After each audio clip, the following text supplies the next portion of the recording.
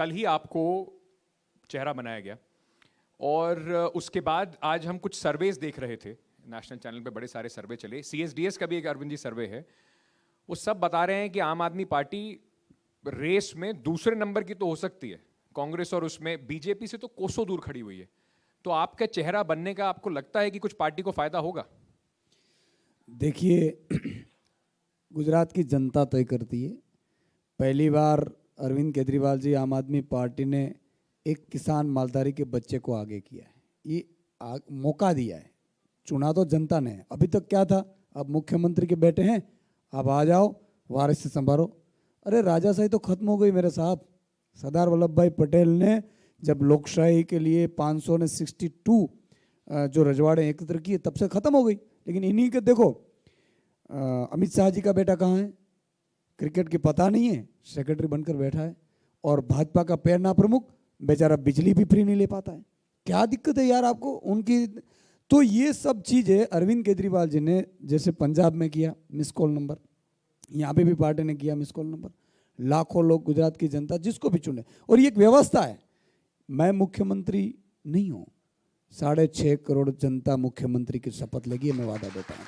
और दूसरा, आपने ये बात कही, कुछ अखबार इसमें आज ये भी थोड़ा उनका आकलन चल रहा था कि देखिए ये सब कहने की बात है कि जनता से इन्होंने फोन वोन करवाया, बड़ा सोचा समझा था कि सुधांशु गडकरी को बनाए। एक पॉपुलर जर्नलिस्ट रहे हैं, चेहरा रहे हैं लोगों के बीच में, तो आम आदमी पार्टी को मुश्किल नहीं होगा इनको जनता के बीच में इनको पॉपुलर करना। और दूसरा सबसे इंपॉर्टेंट चीज़ है, जहां बीजेपी और कांग्रेस पाटीदार पटेलों को रिझाने में लगी हुई है, उसके चक्कर में बीजेपी ने अपनी पूरी सरकार बदल दी, सत्ता बदल दी, CM बदल दिया, कैबिनेट बदल दी।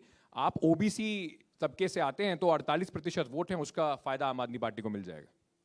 देखो एक चीज, मैं जब पत्रकार था, पत्रकारिता की कोई जाति होती है? पत्रकारिता जाति पत्रकारिता होती है। मैं इंसान हूँ, हाँ मैं OBC से आता हूँ, किसान से आता हूँ, मैं मालधारी का बच्चा हूँ, उन लोगों को गर्व हो सकता है। लेकिन भगवान राम ने, मैं जब छोटा था तब मेरी दादी माँ रामायण महाभारत मुझसे पढ़ाती थी। मैं हर रोज 2 अध्याय मेरी दादी माँ को, जब तक मैं गाँव में रहा, सुनाता था। भगवान राम ने रामायण में कहा है, लिखा है वाल्मीकि रामायण में, वाल्मीकि जी ने लिखा है कि भगवान राम ने कहा है कि राजा वैसा होना चाहिए कि जो गरीब से गरीब को ऊपर उठा सके। दूसरा कि आपने कहा, एक यहाँ का बड़ा अखबार है, उन्होंने भी सर्वे किया है, आप देख लीजिएगा उनके सर्वे, सबके सर्वे। देखो ये जनता तय करती है। और मैं पहले भी कहता हूं कि हम बनने के लिए नहीं आए। मैं जब पत्रकारिता में था, मेरा शो देखने के लिए लाखों लोग 1 से 1 घंटे का था, 1.5 घंटे का शो किया था। हाँ। मैं अच्छी खासी सैलरी में ले पाता था। मेरा काम तो कभी सरकार में रुक नहीं पाता था। लेकिन मैं ताजुब के साथ कहता हूं कि कोई सरकार में बता दे कि सुधांशु गढ़वी ने खुद का काम किया है, मैं जिंदगी भर उसका गुलाम रहूंगा। मैं अपनी फाइल के लिए नहीं आया। ठीक है। तीसरी बात, मैं इसलिए आपको बता दूं कि देखो गुजरात की जनता को चाहिए क्या।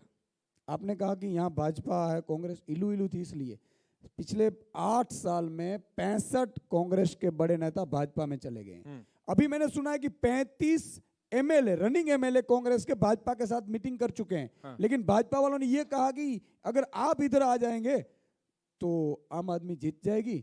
और हम दोनों, पर ऐसा नहीं है ना, हम दोनों नेता तो आपके यहाँ भी आए, उन्हें आपने भी लिया और पार्टी से, जैसे राजगुरु साहब को कांग्रेस से ही लिया था आपने।